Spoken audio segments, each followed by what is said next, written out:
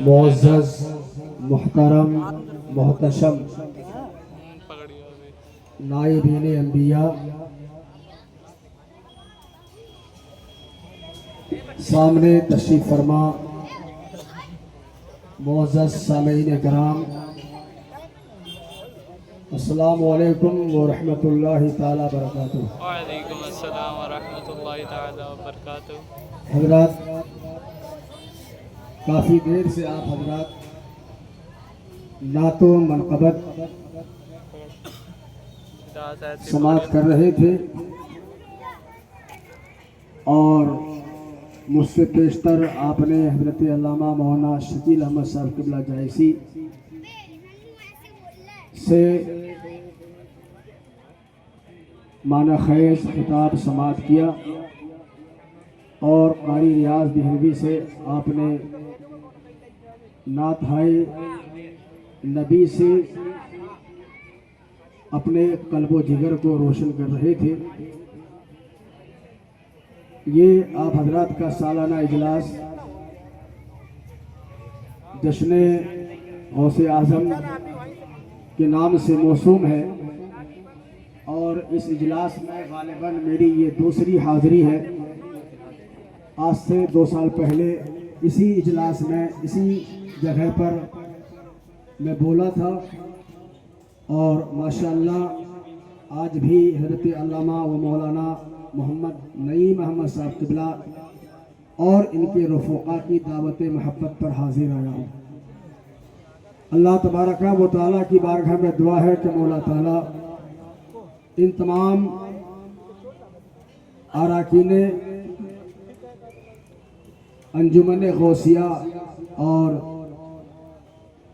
حضرت علامہ مولانا نعیم احمد صاحب قبلہ شیری اور حیالہ جامع مسجد کے تمام اساتذہ اور ائمہ کے علم میں عمر میں برکت عطا فرمائے، آمین۔ اور ہم سب کو اللہ تعالیٰ حضور غوث پاک کے فیضان سے مالا مال فرمائے، آمین۔ مائک آپریٹر صاحب، آپ ذرا ایکو کم کر دیجیے، ایکو کم کریں اور آواز بڑھا دیں۔ تقریر کرنے والوں کو ایکو نہیں چاہیے، بس صرف آپ تھوڑی آواز بڑھا دیں اور ایکو کم کر دیں۔ الحمدللہ رب العالمین والعاقبۃ للمتقین، والصلاة والسلام علی سید المرسلین، ونحن علی ذلک لمن الشاہدین والشاکرین، والحمد للہ رب العالمین۔ اما بعد، فاعوذ باللہ من الشیطان الرجیم، بسم اللہ الرحمن الرحیم۔ واصبر نفسک مع الذین یدعون ربهم بالغداۃ والعشی، صدق اللہ العظیم وبلغنا رسولہ النبی الامین الکریم۔ آئیے سب سے پہلے عقیدت و محبت کے ساتھ مکین گنبد خضرا، ڈوبتوں کو تیرانے والے مصطفیٰ، گرتوں کو اٹھانے والے پیغمبر، جہنم سے نکال کر جنت عطا کرنے والے مصطفیٰ، لعاب دہن سے ٹوٹی ہوئی ہڈیوں کو جوڑ دینے والے آقا، بشارت حضرت عیسیٰ، دعائے حضرت ابراہیم خلیل اللہ، یعنی حبیب پروردگار مصطفیٰ جان رحمت، شمع بزم ہدایت، نوبہار شفاعت، شام کائنات کے بدر الدجا، صبح کائنات کے شمس الضحیٰ، سید عربی روح فدا، جناب احمد مجتبیٰ محمد مصطفیٰ صلی اللہ علیہ وسلم کی بارگاہ میں نذرانہ درود پیش کریں اور پڑھیں بآواز بلند، اللہم صلی علی سیدنا شفیعنا مولانا محمد بارک وسلم، صلاۃ و سلام علیک یا رسول اللہ یا حبیب اللہ صلی اللہ تعالیٰ علیہ وسلم۔ تیرا ذرہ مہی کامل ہے یا غوث، آج ہم لوگ جس محفل میں بیٹھے ہیں، اس محفل کو نسبت حضور غوث اعظم سے ہے، اور اللہ تبارک و تعالیٰ کا فضل و احسان ہے کہ ہمیں اپنے اولیاء سے محبت کرنے والا بنایا ہے، ان کا باغی اور ان کا دشمن نہیں بنایا۔ یہ اللہ کا فضل ہے کہ ہم اپنے نبی سے بھی پیار کرتے ہیں اور نبی سے پیار کرنے والے سے بھی پیار کرتے ہیں. بے شک بے شک. یہ اللہ کا فضل ہے اور یہ راہیں اور یہ نقوش راہ جن پر ہم عمل کرتے ہیں یہ فیضان ہے اس عاشق مصطفیٰ کا جس نے زمانے کو یہی پیغام دیا کہ تیری نسل پاک میں ہے بچہ بچہ نور. بے شک بے تو ہے شک. عین نور تیرا سب گھرانہ نور. بے شک. یہ کرم ہے فیضان ہے سرکار اعلیٰ حضرت کا کہ انہوں نے ہمیں اور آپ کو اللہ کے ولیوں کی چوکھٹ تک پہنچا دیا. بے شک بے شک. تو امام عشق و محبت امام احمد رضا خان فاضل بریلوی علیہ رحمت و رضوان نے بہت ساری منقبتیں شان غوث اعظم میں لکھی ہے. آپ کی ہر منقبت لاجواب ہے اور کیوں نہ ہو جس کے دل میں غوث پاک کی محبت کی شمع روشن ہو جائے اللہ اسے بھی لاجواب بنا دیتا ہے. بے شک بے شک. امام عشق و محبت عرض گزار ہے تیرا ذرہ مہ کامل ہے یا غوث, واہ. تیرا قطر یم سائل ہے یا غوث, بے شک. کوئی سالک ہے یا واصل ہے یا غوث, کوئی سالک ہے یا واصل ہے یا غوث, وہ کچھ بھی ہو تیرا سائل ہے یا غوث, بے شک بے وہ شک. کچھ بھی ہو تیرا سائل ہے یا غوث. بے شک بے شک. حضور غوث اعظم کا در وہ در ہے کہ جہاں ذرہ گیا ہے غوث پاک نے اسے آفتاب بنا دیا ہے. غوث پاک کا دربار وہ دربار ہے جہاں قطرہ گیا ہے غوث نے اسے سمندر بنا دیا ہے. بے شک. آپ آج ساری دنیا میں دیکھتے ہیں اور ہندوستان میں بھی دیکھتے ہیں کہ کہیں چشتی دریا بہ رہا ہے, کہیں نقش بندی دریا بہ رہا ہے, کہیں سہروردی دریا بہ رہا ہے, کہیں پہ رفائی دریا بہ رہا ہے, کہیں پہ ابوالعلائی دریا بہ رہا ہے, کہیں رضوی دریا بہ رہا ہے, کہیں برکاتی دریا بہ رہا ہے, کہیں قادری دریا بہ رہا ہے. یہ دریا کسی اور سمندر سے نہیں بلکہ اسی غوث پاک کے سمندر سے نکلا ہے. بے شک. کہ جو غوث پاک رضی اللہ تعالی عنہ خود فرماتے ہیں کہ میرا سایہ میرے مریدوں پر ایسا ہی ہے جیسا کہ آسمان کا سایہ تم سب پر ہے. بے تو یہ شک. حضور غوث پاک کا فرمان ہے. تو یہ ساری ذات کو دیکھیں, ساری ہستیوں کو دیکھیں, ساری شخصیات کو دیکھیں, یہ اپنے اپنے وقت کے آفتاب ولایت بن کے چمک رہے ہیں, مہتاب ولایت بن کے چمک رہے ہیں.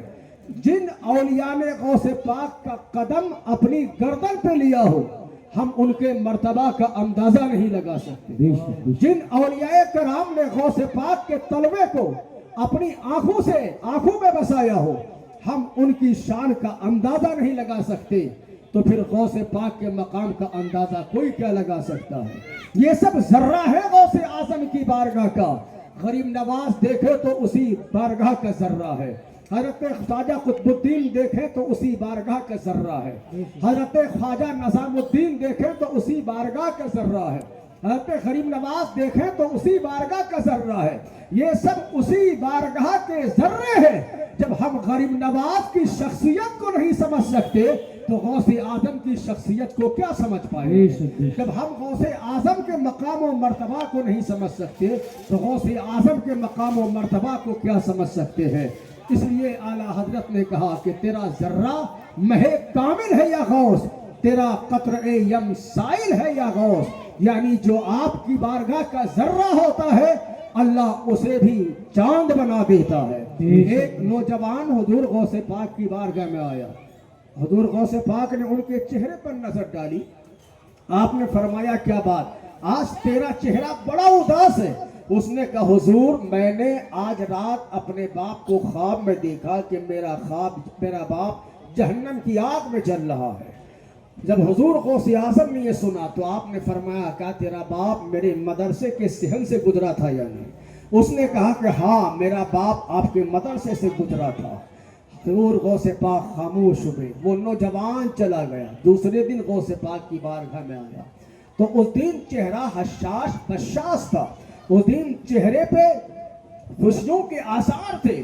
हुजूर गौसे पाक ने फरमाया, आज क्या बात है, तेरा चेहरा चांद की तरह चमक रहा है, खुशियों के आसार नुमाया है। तो उस नौजवान ने कहा, हुजूर आज रात मैंने अपने बाप को ख्वाब में देखा कि मेरा बाप जन्नती लिबास पहना हुआ है और जन्नती महल में बैठा है। तो मेरे गौसे आजम ने फरमाया, मेरे रब का वादा है कि अब्दुल कादिर जो तेरे मदरसे से गुजरेगा, मेरा अजाब उस पर नाज़िल नहीं होगा, बल्कि उसे मैं जन्नत अता करूंगा। ये रब की रहमत को गवारा नहीं है कि जब अब्दुल कादिर के मदरसे से कोई गुजरे उस पर अजाब नाज़िल होता रहे। जब मदरसे का ये आलम है तो गौसे पाक का आलम क्या होगा? जब मदरसे की ये शान है तो गौसे पाक की शान क्या होगी? वो गौसे आजम जिनकी शान और जिनका मर्तबा कोई क्या बयान कर सकता है। हिंदुस्तान का शहंशाह गरीब नवाज ने तो ये कहकर दुनिया को बता दिया कि या गौसे मुअज़्ज़म नूरे हुदा, मुख्तारे नबी मुख्तारे खुदा, सुल्तान दो आलम कुतबे औला, हैरा से जलालत अर्द समा। ए गौसे आज़म, आपका मर्तबा कोई क्या समझ सकता है? आपकी शान तो ये है कि आप हिदायत के रोशनी है, आप हिदायत के रोशनी है। आपकी शान तो ये है, आप अल्लाह के भी मुख्तार है, मुस्तफा के भी मुख्तार है। आपकी शान तो ये है कि आप सुल्तान तो आलम है, कुतबे औला है, यानी दोनों आलम के बादशाह हैं और सबसे बड़ा कुतुब है।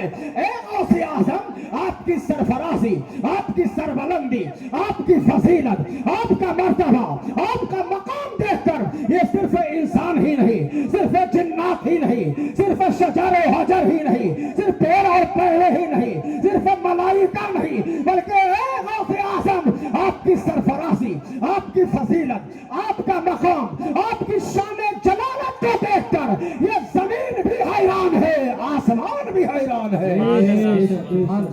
तभी तो मेरे इमाम ने कहा कि वाह क्या मर्तबा, ए गौसे बाला तेरा, ऊंचे ऊंचों के सरों से है कदम आला तेरा, और सर भला क्या कोई जाने कि है कैसा तेरा, औलिया मरते हैं आंखें वो है तलवा तेरा।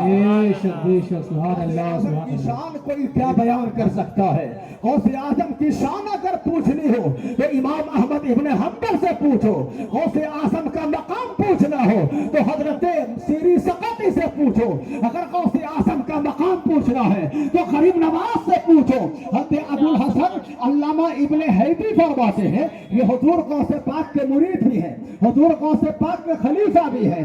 आपकी शान ये है, अल्लामा अबुल हसन इब्ने हैदी का मकाम का अंदाजा इससे लगाइए कि सरकार गौसे आजम जब तकरीर फरमाते थे तो आपकी आदत शरीफा ये थी कि आपके जितने मुरीदीन होते थे और आपके खुलाफा होते थे ये सब आपके सामने बैठे होते थे। तो अल्लामा अबुल हसन अल्लामा इब्ने हैदी आप सामने बैठे हैं, हुजूर गौसे आजम मिंबर पे तकरीर कर रहे हैं। वो अल्लामा इब्ने हैदी देखते क्या है कि आपको नींद आ जाती है, आंखें सुबह हो जाती है, मगर दिल बेदार है। अल्लामा इब्ने हैदी आंखें बंद किए और आंखें बंद करने के बाद देखते क्या है कि मुस्तफा सामने तशरीफ फरमा है, सरकार का दीदार हो रहा है। अल्लामा इब्ने हैदी की आंखें खुली, जब आंखें खुली तो देखते क्या है कि हुजूर गौसे पाक अल्लामा इब्ने हैदी के सामने खड़े हैं। अल्लामा इब्ने हैदी कांप जाते हैं, हुजूर आप तो मिंबर पे बात कर रहे थे, मेरे सामने क्यों आए? तो मेरे गौस ने कहा था कि ए अबुल हसन, जिस जात को तू ख्वाब में देख रहा था उस जात को मैं हकीकत में दीदार कर रहा था, इसलिए मैं तुम्हारे सामने मुस्तफा की ताज़ीम के लिए खड़ा हो गया। तो वो है अल्लामा इब्ने हैदी। आप फरमाते हैं, एक बार मेरे गौसे आज़म ने फरमाया कि अल्लामा इब्ने हैदी चलो इमाम अहमद इब्ने हंबल के मज़ार पे जाते हैं, उनकी कब्र पे जाते हैं और हाजिरी देते हैं। हजरत अल्लामा इब्ने हैदी फरमाते हैं, सरकार गौसे पाक मुझे साथ लिए अल्लामा इब्ने अहमद इब्ने हंबल की कब्र अनवर पे पहुंचे। वो अल्लामा इब्ने अहमद हंबल, ये अल्लामा अहमद हंबल कौन है? ये अल्लामा इमाम इब्ने अहमद हंबल उस जात का नाम है कि उस जात का नाम है कि जब खलीफा अब्बासी खलीफा ने कुरान के बारे में ये जहन दिया था मुतज़िला के कहने पर, इस बातिल फिरका के कहने पर कि कुरान ये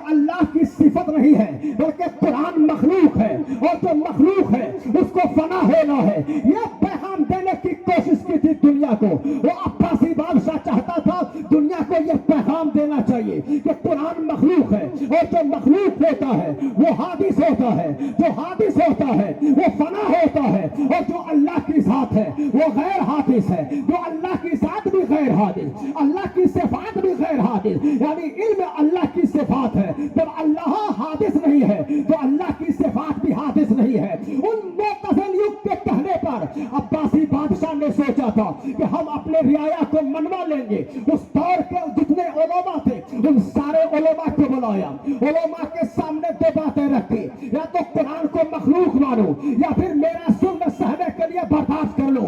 تمہیں پھانسی کا پھندا بھی دیا جائے گا، تمہیں سولی پہ بھی لٹکایا جائے گا، تمہیں زہر بھی دیا جا سکتا ہے، تمہیں قید خانے میں بند بھی کیا جا سکتا ہے. وہ علماء تھے، لیکن انہی علماء میں سے ایک ذات امام احمد ابن حنبل کی تھی. ان علماء کو تو ڈرا دیا بادشاہ نے، کہا کہ ہاں ہاں بادشاہ قرآن مخلوق ہے. لیکن جب یہ فتویٰ امام احمد ابن حنبل کے پاس پہنچا انہوں نے کہا بادشاہ قرآن مخلوق نہیں ہے، قرآن اللہ کا کلام ہے، اور جو اللہ کا کلام ہوتا ہے وہ اللہ کی صفات ہے، اور جو اللہ کی صفات ہوتی ہے اسے کبھی حادث نہیں کر سکتے، وہ حادث نہیں ہو سکتا. اللہ بھی باقی ہے، اللہ کی صفات بھی باقی ہے، اللہ کی ذات بھی اصلی ہے، اللہ کی صفات بھی اصلی ہے. اللہ بھی ہمیشہ سے تھا، ہمیشہ سے ہے اور ہمیشہ رہے گا. اللہ کی صفات بھی ہمیشہ سے تھا، ہمیشہ سے ہے اور ہمیشہ رہے گا. امام احمد ابن حنبل نے جب یہ فتویٰ دیا بادشاہ کا تیور بدلا. بادشاہ نے سوچا امام احمد ابن حنبل کو ہم جیل میں ڈالیں گے وہ ہمارے ظلم سے ڈر جائے گا، اپنا فتویٰ بدل دے گا. ہم امام احمد ابن حنبل کو سولی کی دھمکی دیں گے، امام ابن احمد ڈر جائے گا. لیکن اسے پتا نہیں تھا کہ امام احمد ابن حنبل سچا مصطفیٰ کا دیوانے کا نام ہے. امام ابن احمد حنبل لاکھوں حدیث کے حافظ کا نام ہے. امام احمد ابن حنبل یہ بے شمار مسلمانوں کے قائد کا نام ہے.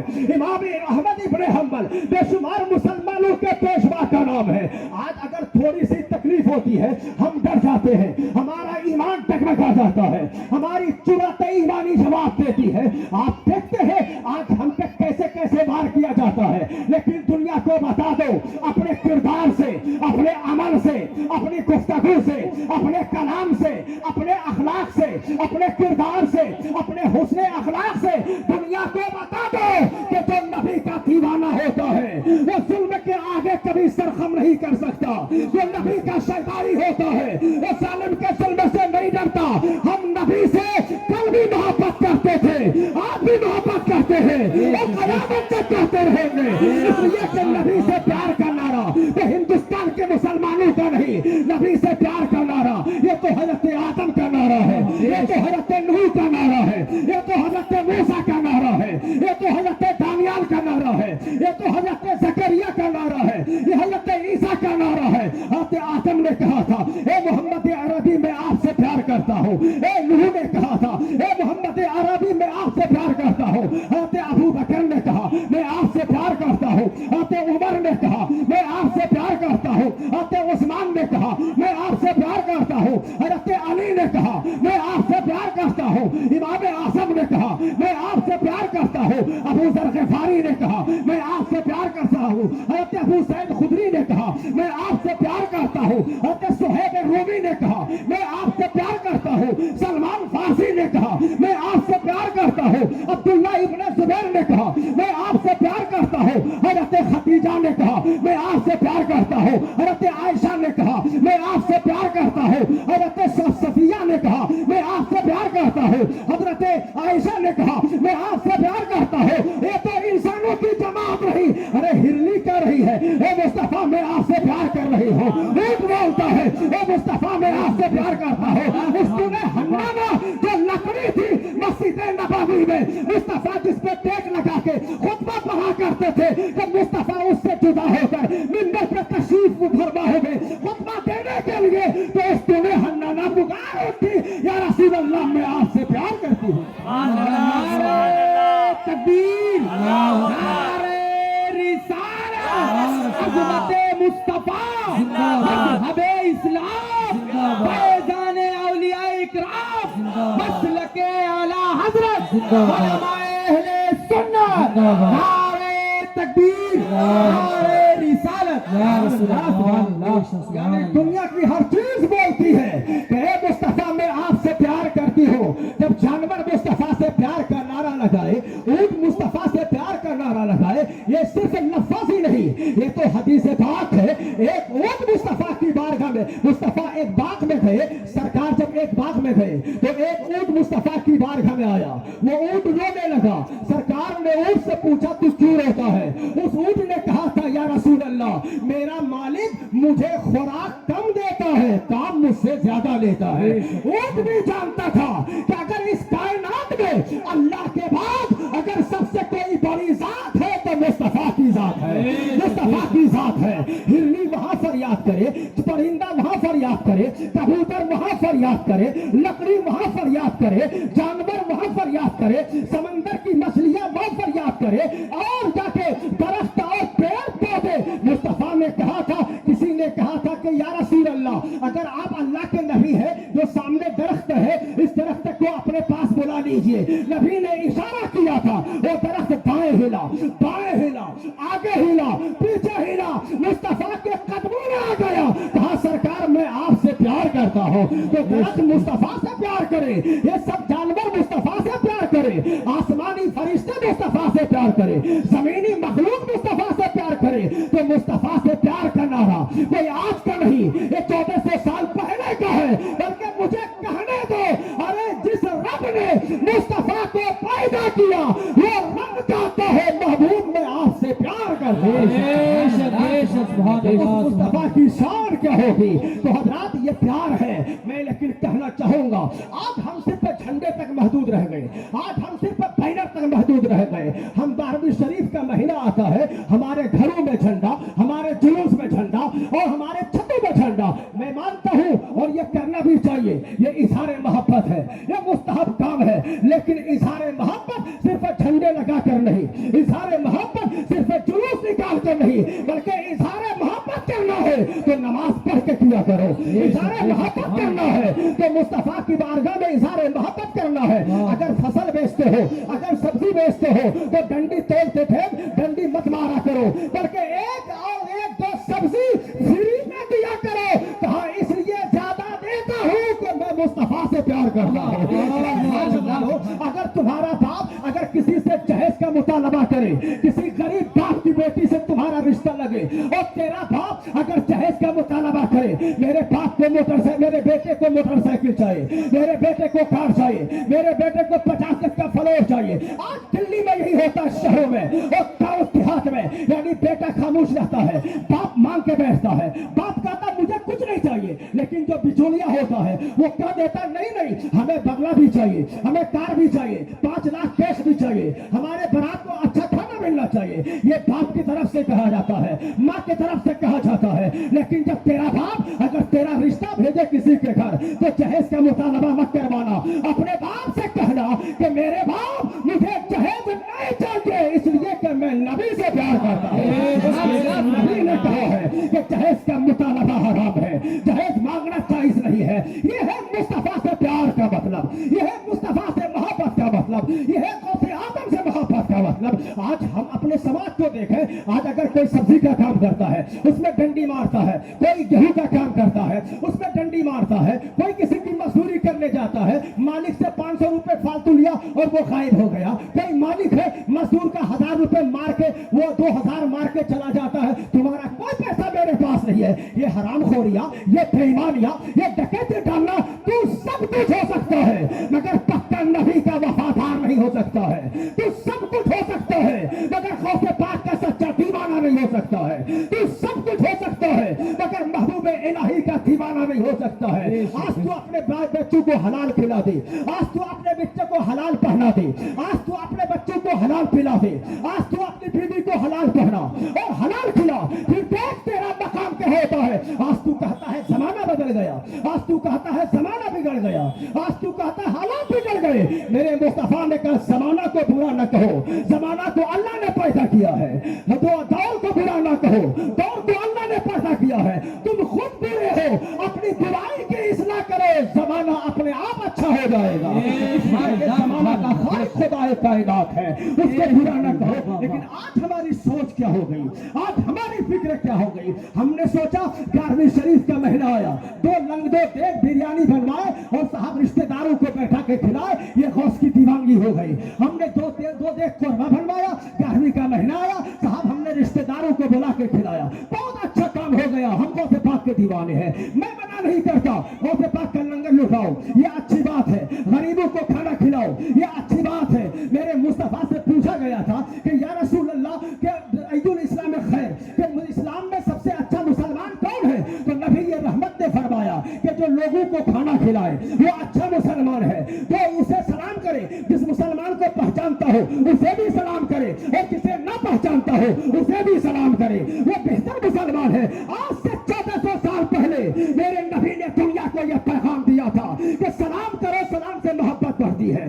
اگر میاں بیوی میں جھگڑا ہو, شوہر بیوی کو سلام کرے, بیوی شوہر کو سلام کرے, یہ جھگڑے کا خاتمہ ہو جائے گا, اس گھر میں بہار ہی بہار ہوگی. حلال کھلاؤ. آج اسی دلی میں محبوب الہی کا کل شریف ہوا ہے, محبوب الہی کا عرس ختم ہوا. یہ محبوب الہی کون ہے؟ آپ بخارا کے رہنے والے ہیں. آپ کے آبا و اجداد بخارا سمرقند کے تھے, وہاں سے آپ کے آبا و اجداد کسی تغلقی بادشاہ کے دور میں ہندوستان آئے, ہندوستان کے شہر بدایوں میں بسے, اور بدایوں میں آپ کے دادا قاضی القضات رہے. قاضی القضات کا مطلب کیا ہے؟ یعنی چیف جسٹس, کورٹ کا, سپریم کورٹ کا سب سے بڑا وکیل, اس کا نام چیف جسٹس ہے. اسلامی عدالت کا جو سب سے بڑا مفتی ہوتا ہے اس کو قاضی القضات بنایا جاتا ہے, اس کو چیف جسٹس کہا جاتا ہے. حضرت محبوب الہی کے دادا چیف جسٹس تھے, قاضی القضات تھے. لیکن ابھی آپ بچپن ہی کا زمانہ تھا, آپ کے دادا کا سایہ اٹھ گیا, آپ کے باپ کا سایہ اٹھ گیا, ماں زلیخا اکیلی رہ گئی. آخر ہندوستان کے بادشاہوں نے کہا تھا کہ اشارہ کر دو تو دولت کی ڈھیر لگا دوں گا.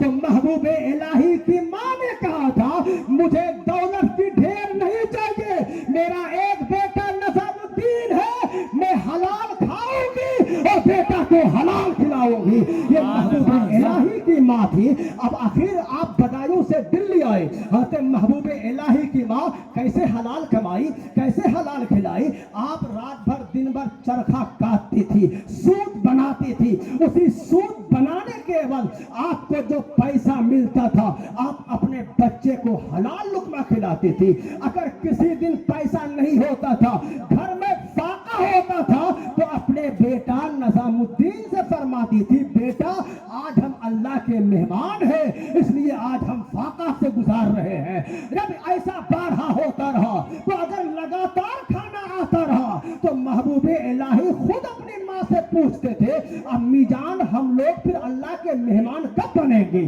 اللہ اکبر. یہ شان محبوب الہی کی ہے. یہ یعنی حلال لقمہ کھلانے کا عظمت دیکھے آپ. جب وہی ماں حلال کما کے, چرخا کاٹ کے, سوت بنا کے اپنے بیٹا کو حلال کا لقمہ کھلاتی ہے, اپنے بیٹا کو حلال پہناتی ہے, وہی بیٹا پڑھ لکھ کے ایک دن محبوب الہی بن جاتا ہے, اللہ کا ولی بن جاتا ہے. وہی بیٹا جب اس وقت بادشاہوں کا دربار تھا, بادشاہوں کا دور تھا, یعنی درجنوں بادشاہ نے خبر بھیجی کہ نظام الدین اولیاء ہم آپ سے ملنا چاہتے ہیں, تو محبوب الہی نے کہا تھا ہم فقیر آدمی ہیں, بادشاہوں سے نہیں ملا کرتے. تو پتا چلا کہ حلال لقمہ کا اثر تھا کہ سینکڑوں بادشاہوں کا تاج قدموں پہ پڑا رہتا تھا, مگر محبوب الہی نے کبھی توجہ نہیں دی ہے. آج ہم کسی اولاد کی پرورش کے لیے حرام کماتے ہیں,